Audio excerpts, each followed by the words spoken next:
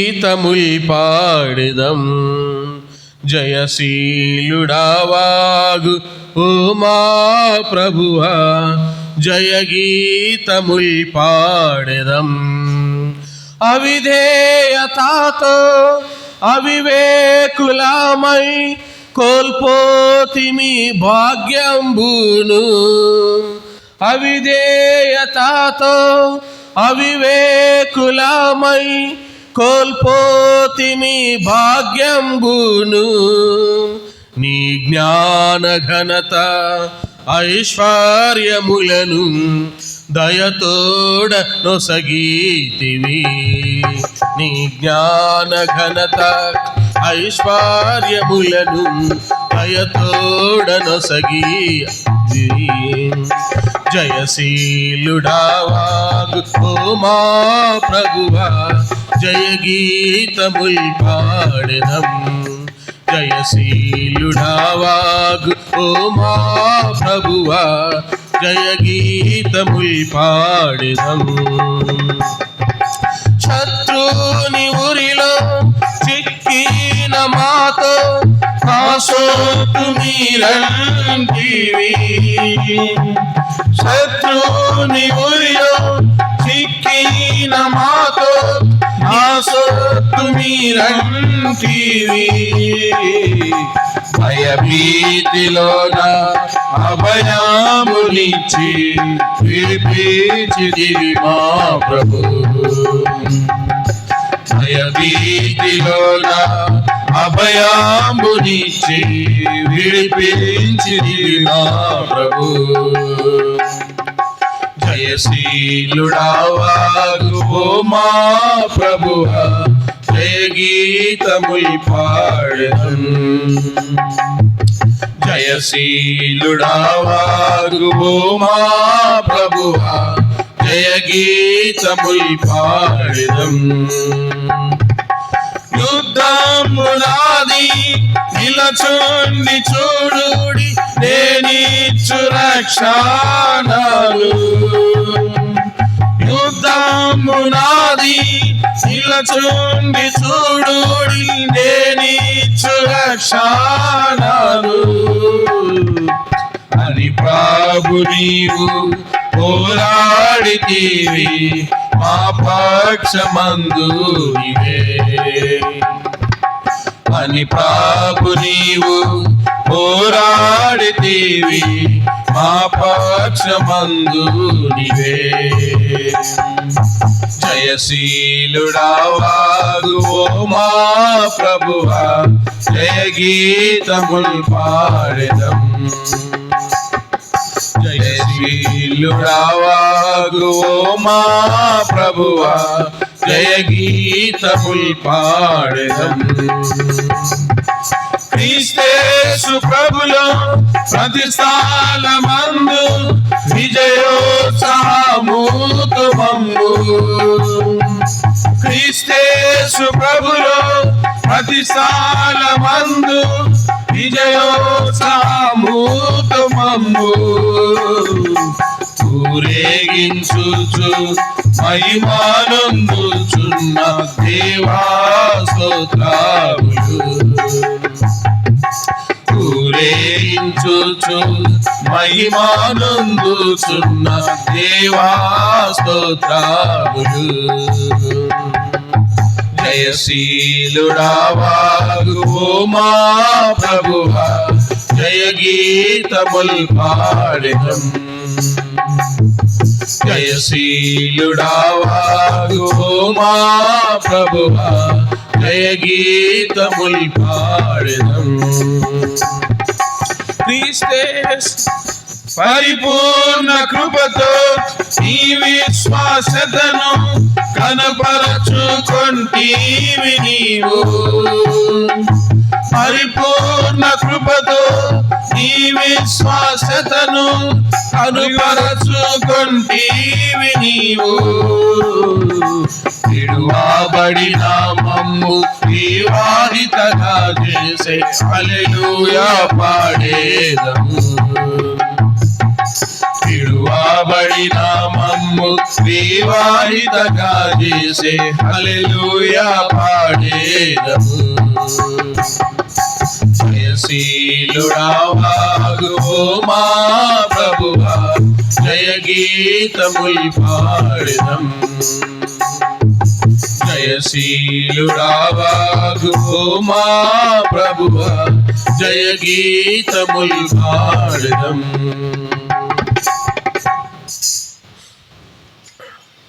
పాట సంఖ్య 191 కొత్త పాటల పుస్తకంలో, 189 పాత పాటల పుస్తకంలో. 191 189వ పాట. ఓ అబ్రహాం ఇస్సాకు ఇశ్రాయేలు దేవా నిత్య నివాసి నీవు. ఓ అబ్రహాం ఇస్సాకు ఇశ్రాయేలు దేవా నిత్య నివాసి నీవు. ఎలోయి అదోనియా త్రియేక దేవా ప్రభుడవు సృష్టికర్తవు నీవు. ఎలోయి అదోనియా త్రియేక దేవా ప్రభుడవు సృష్టికర్తవు నీవు. ఎల్లాయి అద్భుత రక్షకుడవు, ఎల్లాయి అద్భుత రక్షకుడవు. ఓ అబ్రహాం ఇస్సాకు ఇశ్రాయేలు దేవా నిత్య నివాసి నీవు. ఓ అబ్రహాం ఇస్సాకు ఇశ్రాయేలు దేవా నిత్య నివాసి నీవు. యెహోవా దేవా ప్రభుల ప్రభువా దర్శనమిచ్చు దేవుడవు. యెహోవా దేవా ప్రభుల ప్రభువా దర్శనమిచ్చు దేవుడవు.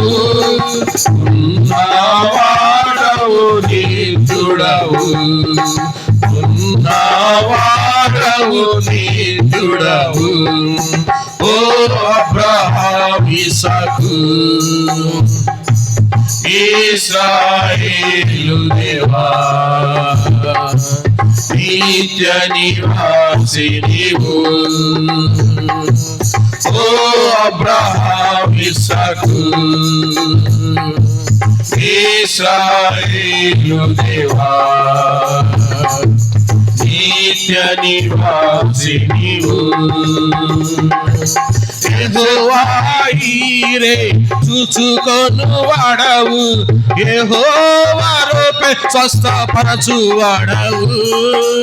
యెహోవా ఈరే చూచుకొను వాడవు, యెహోవా రూపే స్వస్థపరచు వాడవు.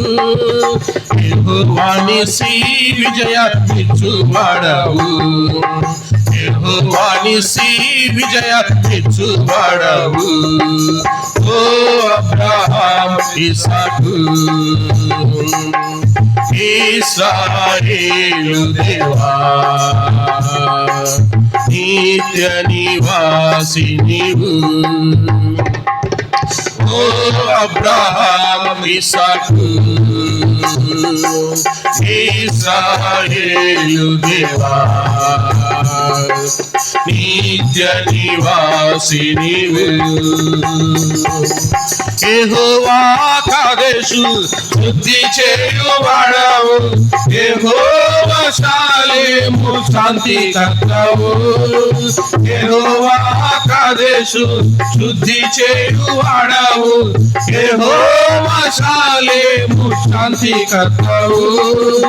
యెహోవా సిక్కేమా నీతియు నీవే, యెహోవా సిద్కెను మా నిధియు నీవే ఓ అబ్రహాము ఇస్సాకు ఇశ్రాయేలు దేవా నిత్య నివాసి నీవు ఓ అబ్రహాము ఇస్సాకు నిత్యయేలు దేవా నిత్య నివాసి నీవు యెహోవా రోహి లోక సంరక్షకుడా గోవేలనెన్నటికి నెడబాయవు యెహోవా రోహి లోక సంరక్షకుడా గోవేలనెన్నటికి నెడబాయవు వాటిని విడువక నడిపెదవు వాటిని విడువక నడిపెదవు ఓ అబ్రహాము ఇస్సాకు ఇశ్రాయేలు దేవా నిత్య నివాసి నీవు ఓ అబ్రహాము ఇస్సాకు ఇశ్రాయేలు దేవా నిత్య నివాసి నీవు యెహోవా షమ్మా ఇచ్చటున్న వాడవు జీవింతువు ప్రభు యుగ యుగమే యెహోవా షమ్మా ఇచ్చటున్న వాడవు జీవింతువు ప్రభు యుగ యుగమే సదమమ్ము నీతోనే ఉంచెదవు సదమమ్ము నీతోనే ఉంచెదవు ఓ అబ్రహాము ఇస్సాకు ఇశ్రాయేలు దేవా నిత్య నివాసి నీవు ఓ అబ్రహాము ఇస్సాకు ఇశ్రాయేలు దేవా నిత్య నివాసి నీవు. చివరిగా పాట సంఖ్య క్రొత్త పాటల పుస్తకంలోంచి 183, పాత పాటల బుక్లోంచి 181, 183, 181.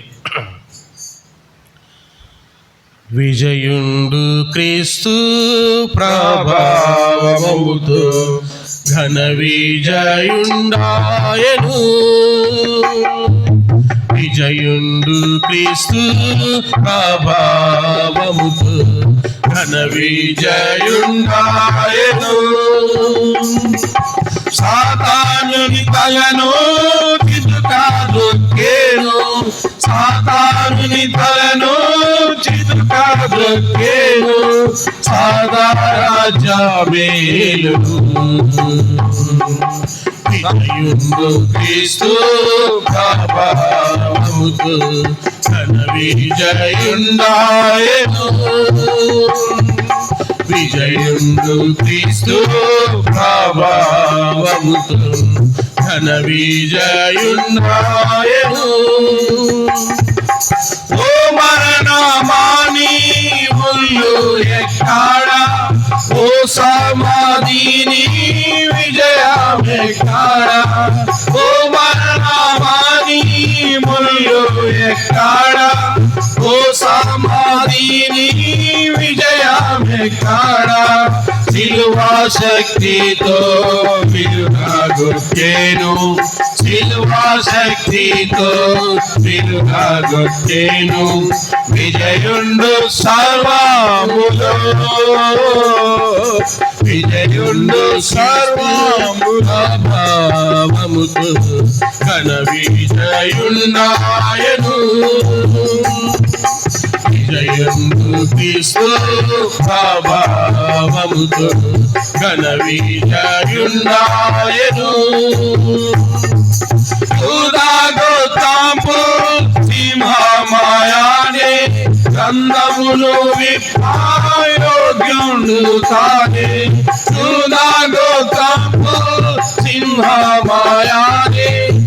బంధమును విప్పాయోగ్యుండు తానే 7 ముద్రలను విప్పేడివాడు 7 ముద్రలను విప్పేడివాడు యోగ్యుండు సర్వమందు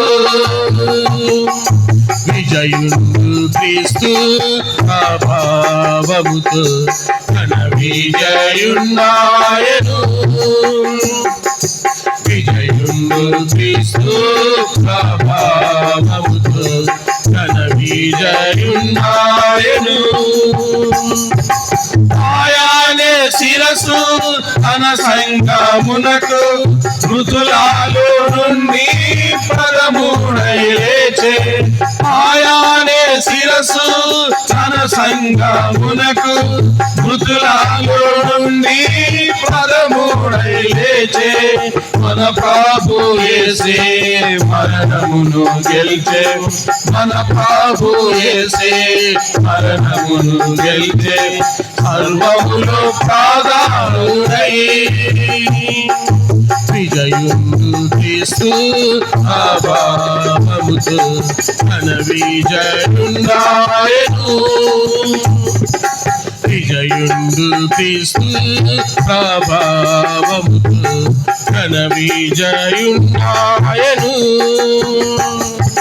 సింహాసనమందు ఉన్న మన ప్రభువే పద్మరాగముల మరకతముల పోయి సింహాసనమందు ఉన్న మన ప్రభువే పద్మరాగముల మరకతముల పోయి సూర్యకాంతి వాలే ప్రకాశించేను సూర్యకాంతి వాలే ప్రకాశించేను జయమాని పాడేదము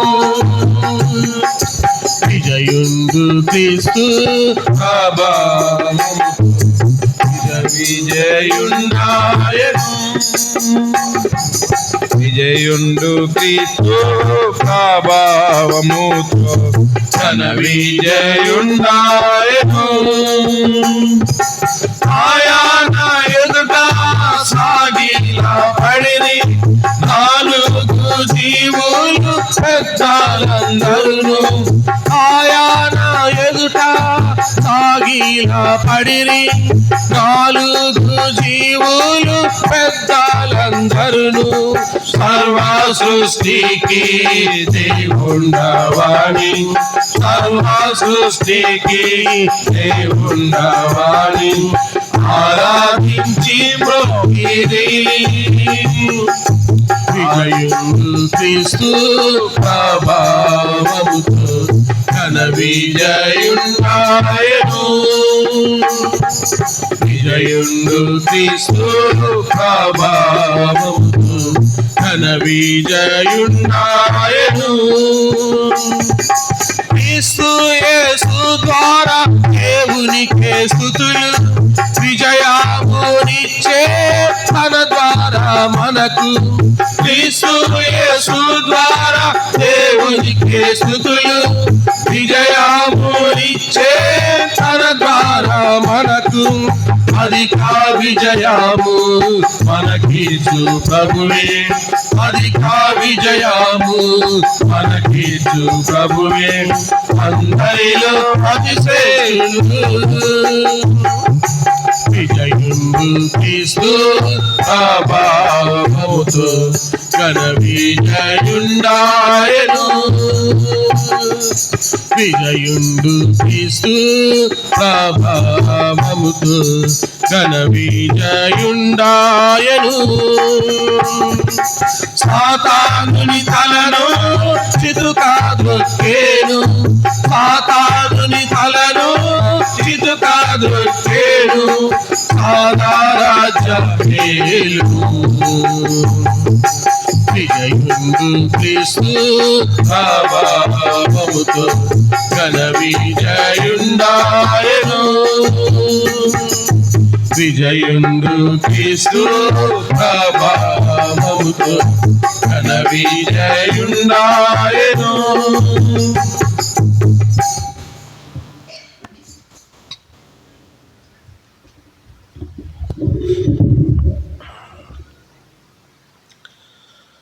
అపోస్తలుడైన పౌలు రోమీలకు రాసిన పత్రిక 5వ అధ్యాయం అపోస్తలుడైన పౌలు రోమీలకు రాసిన పత్రిక 5వ అధ్యాయము 4వ వచనము, క్షమించండి, 5వ వచనము అందరం కలిసి చదువుకుందాం. రోమీలకు రాసిన పత్రిక 5వ అధ్యాయము 5వ వచనాన్ని దయచేసి అందరము కలిసి చదువుకుందాం. ఎందుకనగా ఈ నిరీక్షణ మనల్ని సిగ్గుపరచదు, మనకు అనుగ్రహింపబడిన పరిశుద్ధాత్మ ద్వారా దేవుని ప్రేమ మన హృదయములలో కుమ్మరింపబడి ఉన్నది. అదే 5వ అధ్యాయం 8వ వచనం. ఈ వచనం కూడా దయచేసి అందరం కలిసి చదువుకుందాం. రోమీలకు రాసిన పత్రిక 5వ అధ్యాయం 8వ వచనం. అయితే దేవుడు మన ఎడల తన ప్రేమను వెల్లడిపరుచున్నాడు. ఎట్లనగా మనం ఇంకనూ పాపలం ఉండగానే క్రీస్తు మన కొరకు చనిపోయెను. ప్రార్థన చేసుకుందాం.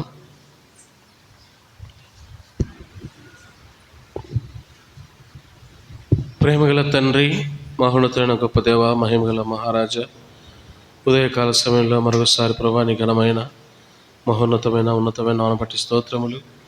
తండ్రి, నీ బిడ్డలముగా ప్రభు దినములు మా దేవుడు, పునరుత్థానుడైన దేవుడు తండ్రి, తిరిగి లేచి పరలోకమునకు ఆరోహణ అయ్యి తండ్రి కుడిపార్శ్వమున కూర్చున్నటువంటి తండ్రి దినములు తండ్రి దేవ సంఘముగా చేరి వస్తుండగా తండ్రి నిలబడుతున్న యోగ్యదాసులు నన్ను కూడా కడిగి పవిత్రపరిచి మరుగుపరిచి తండ్రి నీ బిడ్డల ఆత్మీయ క్షేమార్థమై వాడుకున్నామని బలపరచమని తండ్రి ధ్యానించిన లేఖన భాగాలను ప్రభు నీ ప్రజలకు అర్థమయ్యేలాగా వివరించి చెప్పగలటకు నీ సహాయము నా దయచేయమని వేడుకుంటున్నాను. తను మేము కూడా మా దేవుడు మా జీవితాల్లో చేసిన మేలు తలపోసుకొని ఆరాధించుటకు మా సహాయము చేయమని యేసు ప్రభు వారి ఘనమైన నామములో స్తుతించి ప్రార్థిస్తున్నాము తండ్రి. ఆమేన్.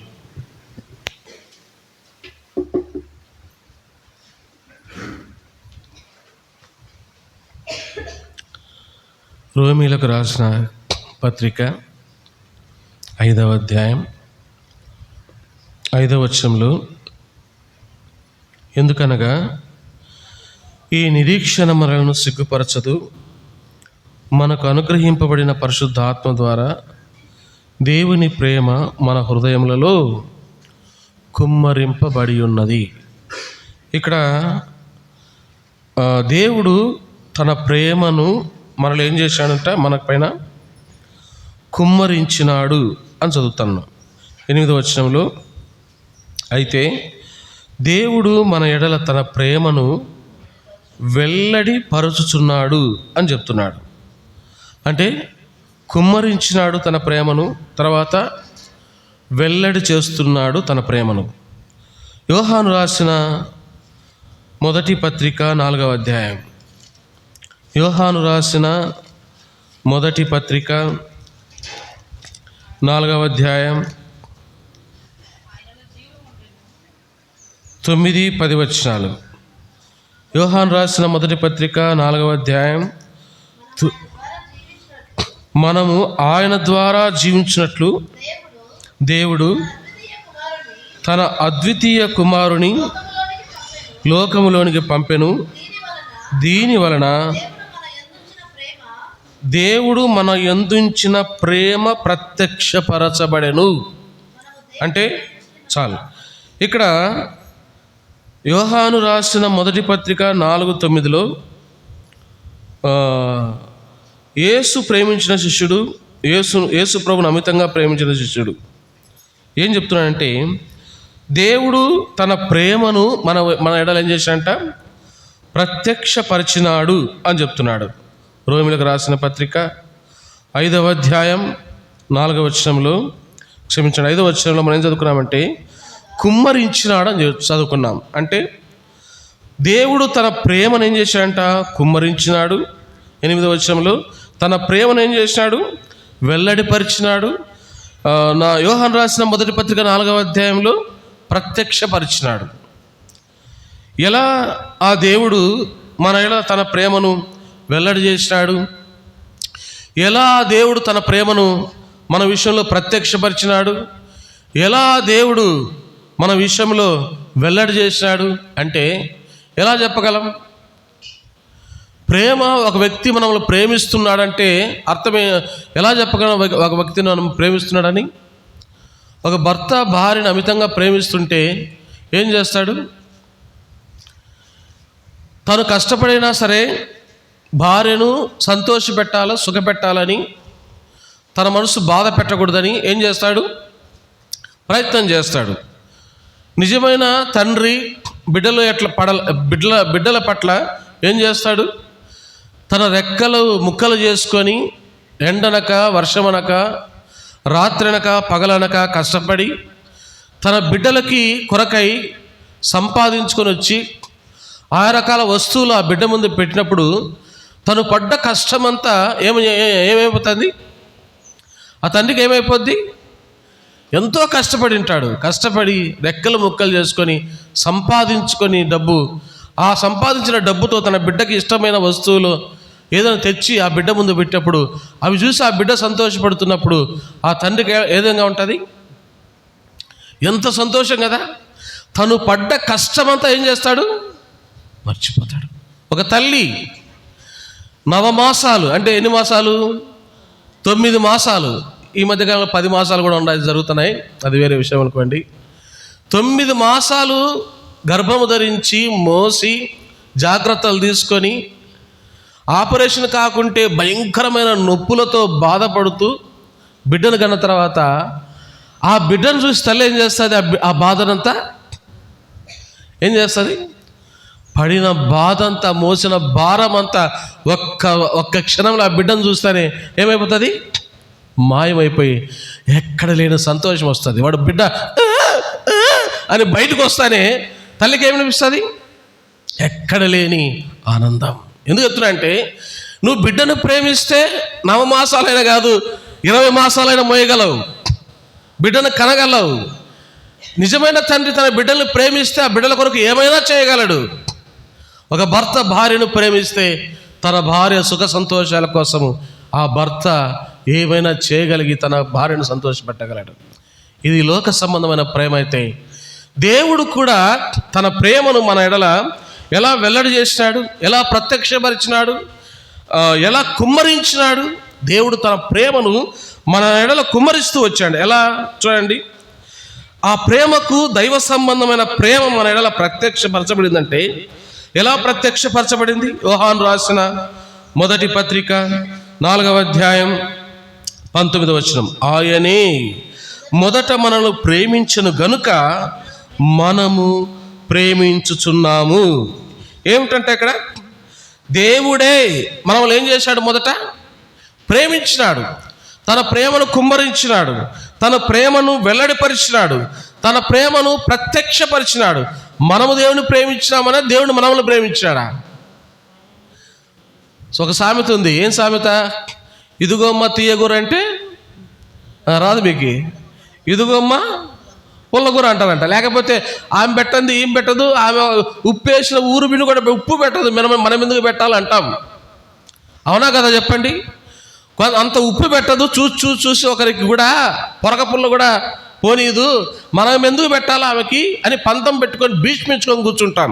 మనకు ఏదైనా సహాయం చేయకపోతే, మనతో మాట్లాడకపోతే, మనతో పార్టీ గడితే, రాజకీయ పార్టీ మనతో గడితే. కానీ దేవుడు, మనము దేవుణ్ణి ప్రేమించలేదంట. కానీ ఎవరు మొదట మనల్ని ప్రేమించారు? దేవుడే మనల్ని మొదట ప్రేమించాడు.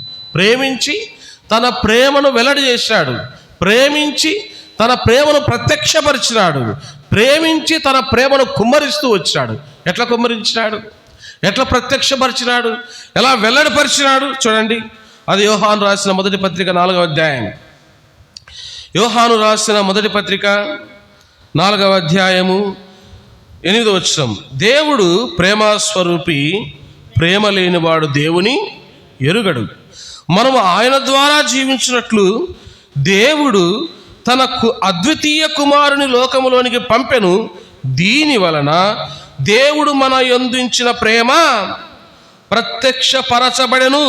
మనము దేవుని ప్రేమించుతామని కాదు, తానే మనల్ని ప్రేమించి మన పాపములకు ప్రాయశ్చిత్తమైనటకు తన కుమారుని పంపెను. ఇందులో ఏముంది? ఇందులో ప్రేమ ఉంది.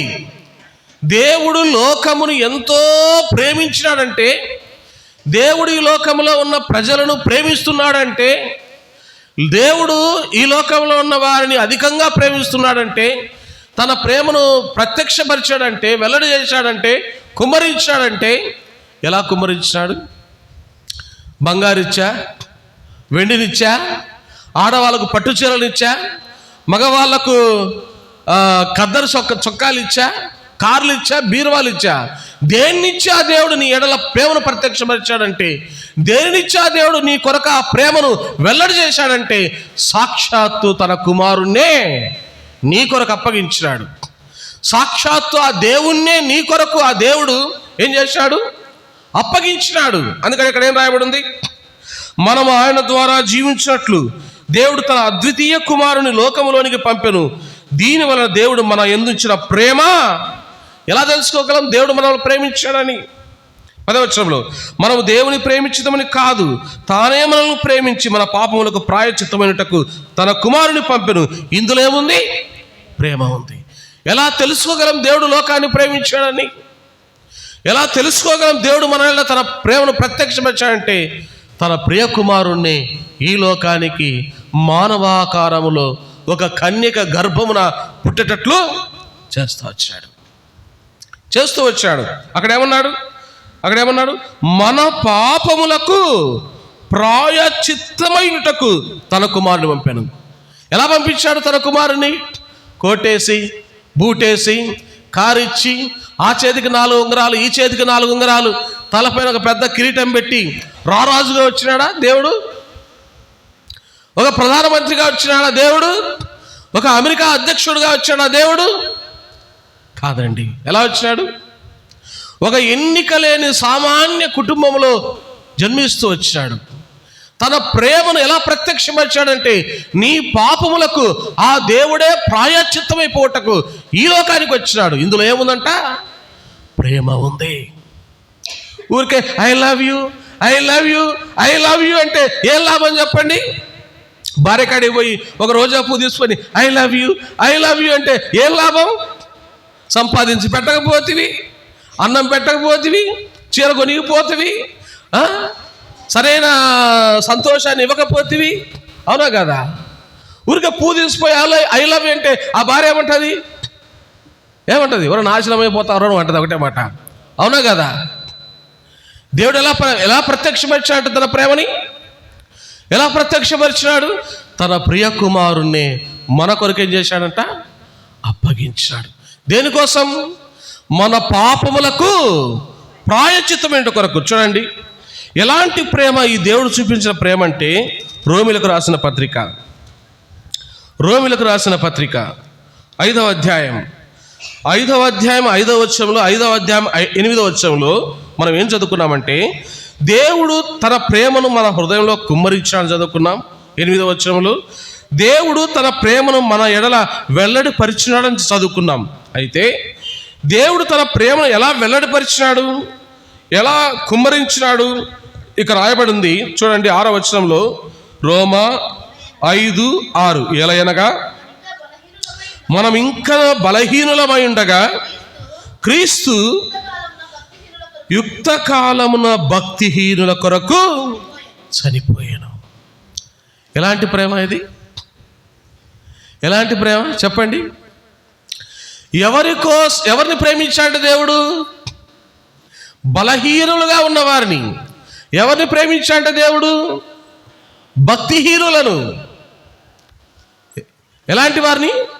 భార్యాభర్తల మధ్య సమస్య వచ్చిందనుకోండి, పొరపాటున భర్త ఇంట్లో ఉన్న భార్యను కాకుండా పక్కింట్లో ఉన్న ఆమె చూస్తారనుకోండి, చూస్తానంతే, ఏం చేయాలి పాపం, మనోడు మంచోడే.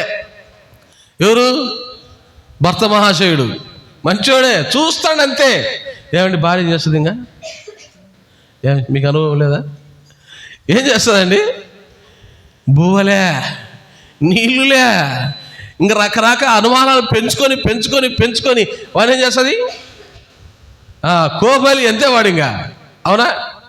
ఎందుకు? చూపు చూసినందుకేనా? ఊరికే చూస్తున్నందుకేనా? ఒక చిన్న పొరపాటు మనిషి చేస్తే మనిషి ఏం చేయలేడు చెప్పండి? ఒక చిన్న పొరపాటు చేస్తే సాటి మనిషి ఏం చేయలేకపోతున్నాడు?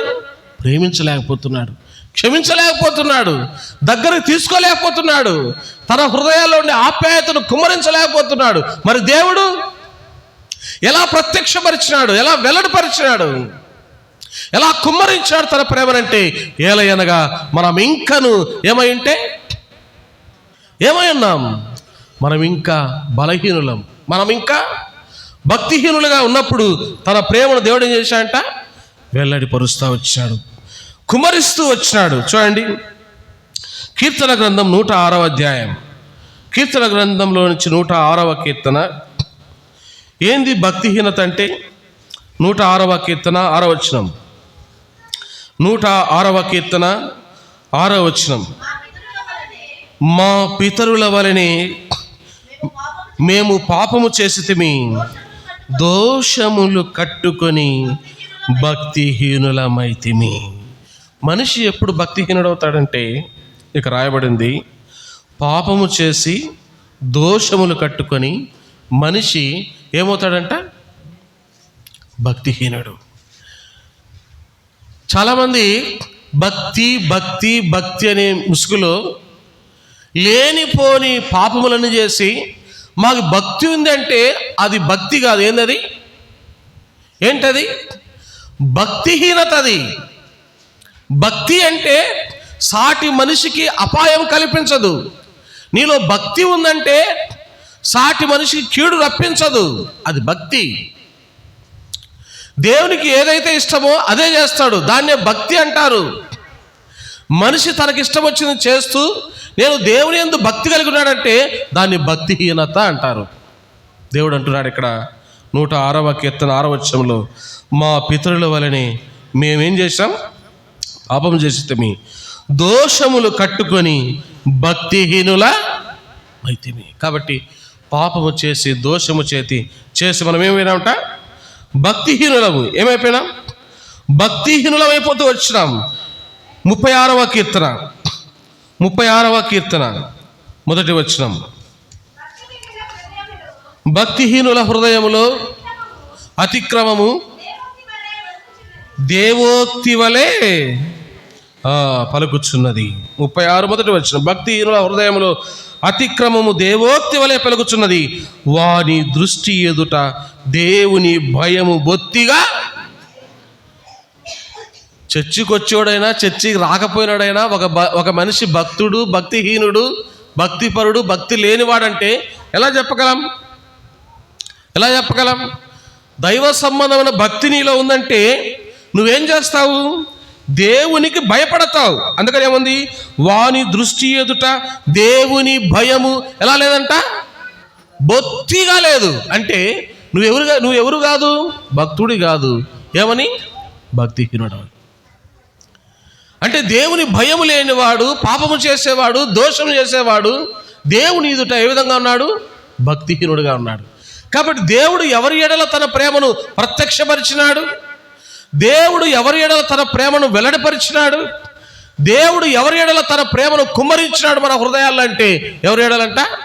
బలహీనుల పట్ల, భక్తిహీనుల పట్ల. ఎవరి పట్ల? బలహీనుల పట్ల, భక్తిహీనుల పట్ల. రోమీయులకు రాసిన పత్రిక 5వ అధ్యాయం. రోమీయులకు రాసిన పత్రిక తొందరగా ముగిచ్చేస్తాను, మళ్ళా కొద్దిగా ఆలస్యం లేకుండా. పోయిన వారం ఎక్కువ ఆలస్యమైంది కాబట్టి ఈసారి అలా లేకుండా తొందరగా ముగించడానికి ప్రయత్నం చేస్తాను. రోమీయులకు రాసిన పత్రిక 5వ అధ్యాయం 7వ వచనం. నీతిమంతుని కొరకు సైతము ఒకడు చనిపోవట అరదు, మంచివాని కొరకు ఒకవేళ తెగింపవచ్చును. అయితే దేవుడు మన ఎడల తన ప్రేమను వెల్లడిపరుచుచున్నాడు. ఎట్లనగా మనం ఇంకను పాపులమై ఉండగానే క్రీస్తు మన కొరకు ఎలా తన ప్రేమను వెల్లడి చేశాడంట? ఎవరి పట్ల వెల్లడి చేశాడు? మనం ఇంకా పాపులమై ఉండగానే. విచిత్రం ఏంది తెలుసా? రొంబ మోసం ఏందో తెలుసా? 420 గాళ్ళు ఎవరో తెలుసా? ఏమన్నా అనుకోండి, మైండ్ బ్లాక్ అయిపోయే విషయం ఏందో తెలుసా? మనమందరం ఎవరు? రోమా 5:5 ప్రకారం మనమంతా ఎవరము? ఎవరండి? ఇప్పుడే కదా చదివింది వాక్యము. ఎవరు మనము? ఏంది ఒకరు ఏం నా ఏమి అదేం తేడా? చూడండి 6 చూడండి, క్షమించండి 6. ఎవరు మనము? అంతా వద్దులేండి. ఎవరు మనం? బలహీనులం. ఎవరు మనం? రోమా 5:8. ఎవరు మనం? దేవుడు మన ఎడల తన ప్రేమను వెల్లడిపరుచున్నాడు. ఎట్లనగా మనం ఇంకను పాపులమై ఉండగానే. విచిత్రం ఏంటంటే, మనము దేవుని దగ్గర క్షమించబడి ఉంటాం. దేవుడు మన పాపాలు క్షమించుంటాడు. మనము మన ఎదుటి వ్యక్తి పాపాలు క్షమించాలంటే అది ఇంపాసిబుల్ అండి, చాలా కష్టం. ఇది నాకు చాలా విచిత్రమైన సంగతి. మనము దేవుని ద్వారా ప్రేమను పొందింటాం, మనము దేవుని ద్వారా క్షమించబడి ఉంటాం. దేవుడు మన పాపములను, మన బలహీనతను, మన భక్తిహీనతను చూసి మనల్ని ప్రేమించేటాడు. ఆ ప్రేమను పొందిన మనము సాటి మనిషికి ఏం చేయలేం? ఆ ప్రేమను పంచలేమండి. ఇది నాకు చాలా ఆశ్చర్యమైనటువంటి విషయం. అసలు ఈ మెసేజ్ ఎందుకో తెలుసా? నెక్స్ట్ ఫైనల్ మెసేజ్కి ఇది బాగా సపోర్ట్ చేస్తుంది మనకి, దానికోసం. కాబట్టి ఎవరు మనం అంటే బలహీనులము, భక్తిహీనులము, తర్వాత పాపులమై ఉన్నప్పుడు ఏం చేశాడంట? తన ప్రేమను వెల్లడి చేసి మన కొరకు యేసుప్రభు ఏం చేయబడ్డాడు? చనిపోయాడు. తర్వాత మన పరిస్థితి ఏంది? రోమా 5:10. ఏలయనగా శత్రులమై ఉండగా ఆయన కుమారుని మరణము ద్వారా మనము దేవునితో సమాధానపరచబడిన ఎడల చాలు. ఎవరమంట మనం? ఇప్పుడు చెప్పండి మన క్వాలిఫికేషన్స్. దేవుని ఎదుట మానవుని యొక్క అర్హతలేంది? దేవుడు తన ప్రేమను మన ఎడల చూపించడానికి మన అర్హత ఏంది? దేవుడు మన ఎడల తన ప్రేమను వెల్లడిపరచడానికి, ప్రత్యక్షపరచడానికి, కుమ్మరించడానికి మనకున్న యోగ్యత ఏంది? ఒక కలెక్టర్ పెళ్లి చేసుకోవాలంటే ఎవరిని పెళ్లి చేసుకుంటాడు? మారుమూల పల్లెటూళ్ళే పోయి నల్లగా ఉండి చేలు శనక్కాయ కట్ట బీగుతా సీముడు కాసుకుండే పిల్లని పెళ్లి చేసుకుంటాడా? ఏమన్నా కలెక్టర్ పోయి అలాంటి అమ్మాయిని పెళ్లి చేసుకుంటాడా? కలెక్టర్కి ఎవరు కావాలా చెప్పండి? కలెక్టర్కి ఆయనకు తగ్గ రేంజే కావాలా. అలాంటి అమ్మాయే కావాలా, అందంగా ఉండాలా, బాగా ఇచ్చేదిగా ఉండాలా, లేకపోతే ఒప్పుకోడు మనోడు. ఒక టీచర్నే కావాలనుకుంటాడు, లేకపోతే బాగా చదువుకున్న ఇంకొక ఉద్యోగస్తురాలు కావాలనుకుంటాడు. లోకములో మనిషి తన అంతస్తుకు తగిన వాడే కావాలనుకుంటాడు, అవునా కదా? పెళ్ళిళ్ళ కాడ మళ్ళీ ఏంది? రెడ్ అయితే రెడ్డే కావాలా, తర్వాత బ్రాహ్మణుడే కావాలా, మాల అయితే మాలే కావాలా. ఏది? అయ్యప్ప మాల కాదు, మళ్ళా పూలమాల కాదు. ఏ మాల? క్యాస్ట్ ఒకటే ఉండాలా, తన అంతస్తుకు సరిపోయినది ఉండాలా. లోకములో ఒక మనిషిని ప్రేమించాలంటే, లోకములో ఒక మనిషిని వివాహం ఆడాలంటే ఎన్ని కండిషన్లు అండి. నా స్టేటస్కి వాళ్ళు సరిపోరంటారు మనిషి. కానీ ఇక్కడ దేవుడు ఏం చెప్తున్నాడు? అయ్యా మీరు బలహీనులు, మీరెవరు? భక్తిహీనులు, మీరెవరు? పాపులు, మీరెవరు? శత్రువులు. అలాంటి వారేలా తన ప్రేమను వెల్లడిపరచి, తన ప్రేమను ప్రత్యక్షపరచి, తన ప్రేమను కుమ్మరించి, మనం మొదట ప్రేమించామని కాదు కానీ ఆయనే మొదట ప్రేమించి ఎవరు పంపించాడు ఈ లోకానికి? తన అద్వితీయ ప్రియకుమారుని లోకానికి ప్రాయశ్చిత్తం కలుగొట్టకే మనకే పంపించాడు. ఈ రోమీలకు రాసిన పత్రిక 5వ అధ్యాయంలో క్రీస్తు మన కొరకు చనిపోయెను మరణమాయనని 3 సార్లు రాయబడింది. 5వ అధ్యాయం మొదటి నుంచి దాదాపు మనం 11 వచనాల వరకు చూస్తే చనిపోయెను మరణమాయను. 10వ వచనం, ఏలయనగా శత్రువులమై ఉండగా ఆయన కుమారుని మరణం. ఎందుకు వచ్చినాడు దేవుడు? ఏమండి, ఎందుకు వచ్చాడు దేవుడు? ప్రేమించినాడు. ప్రేమించి ఏం చేశాడు? తన కుమారుని పంపించాడు. మరీ ప్రేమించాడు. ఏం చేశాడు దేవుడు? ఆ దేవుని ప్రాణాలే మనిషి కొరకు ఏం చేశాడు? ఈ లేటెస్ట్ కాలంలో ప్రాణాలు పోస్తున్నారా, ప్రాణాలు తీస్తున్నారా? ఏంటి ఈ మధ్యకాలంలో యూట్యూబ్లో ఎన్ని చూస్తున్నామండి. ఒకప్పుడు మగోళ్ళు చంపేవాళ్ళు. ఎవరిని? ట్రెండ్ ఏదో తెలుసా? ఇప్పుడు ట్రెండ్ ఏదో తెలుసా? ఆడోళ్ళే మగవాళ్ళని కథం చేసి పడేస్తున్నారు. ఆడోళ్ళే మగవాళ్ళని కథం చేస్తున్నారు. అలాంటి పాపిష్టి సమాజాన్ని దేవుడు ప్రేమించి తన కుమారుణ్ణి మన కొరకు ఏం చేశాడంట?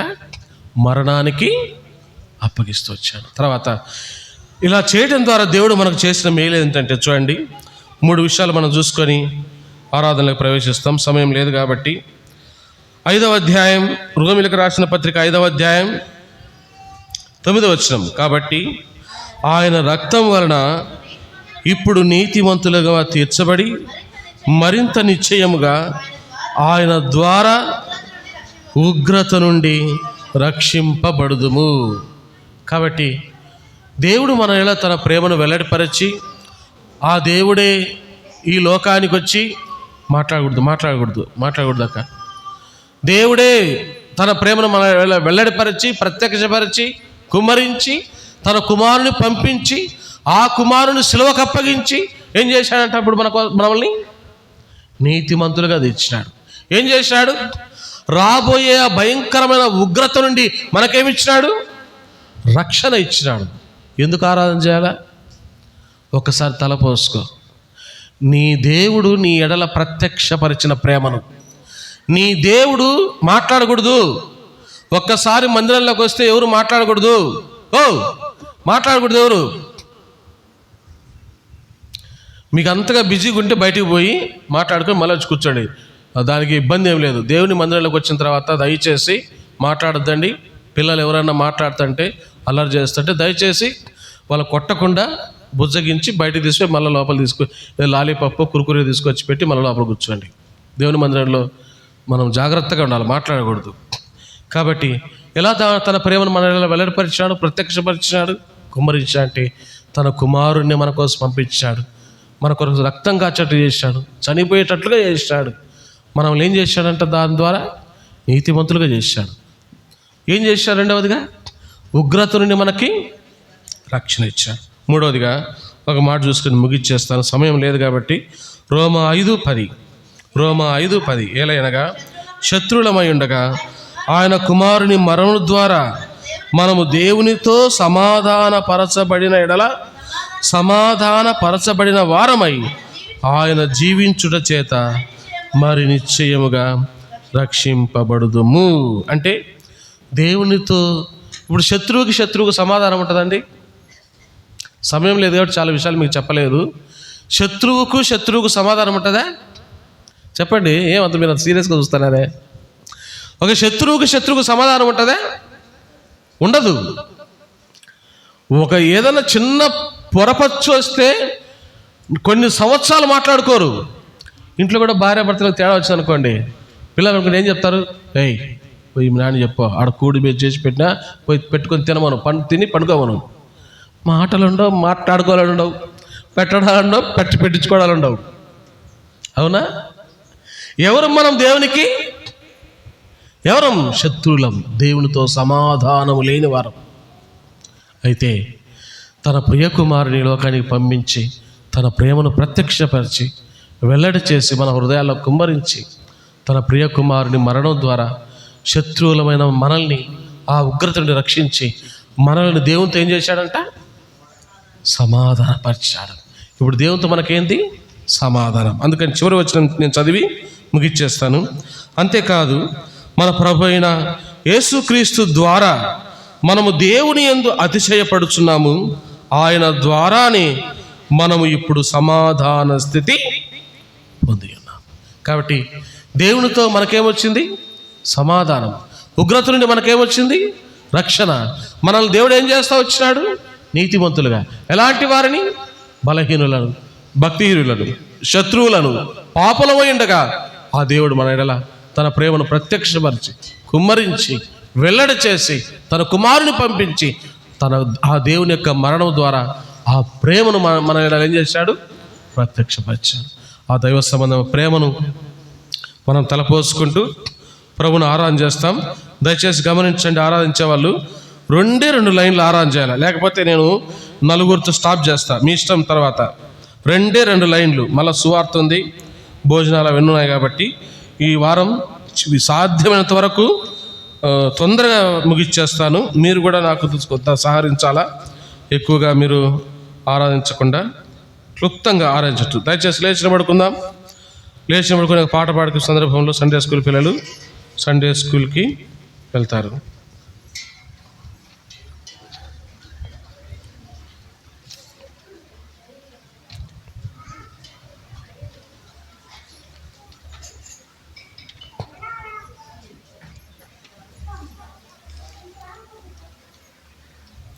ప్రేమ నమ్మకము గల పరలోక తండ్రి పాట చూడండి.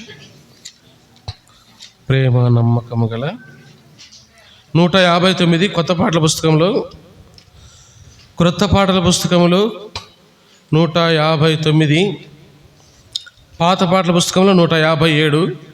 సండే స్కూల్ పిల్లలు గమనించండి. చివరి చరణం పాడేటప్పుడు సండే స్కూల్ పిల్లలు సండే స్కూల్ వెళ్తారు. సండే స్కూల్ పిల్లలకు ఒక చిన్న రిక్వెస్ట్, పిల్లలారా, మా అమూల్య అదే పనిగా కడపలో బొమ్మ తెచ్చి పెట్టుకుంటే దాన్ని బొచ్చంతా ఉడమికి పెట్టారా ఇంట్లో.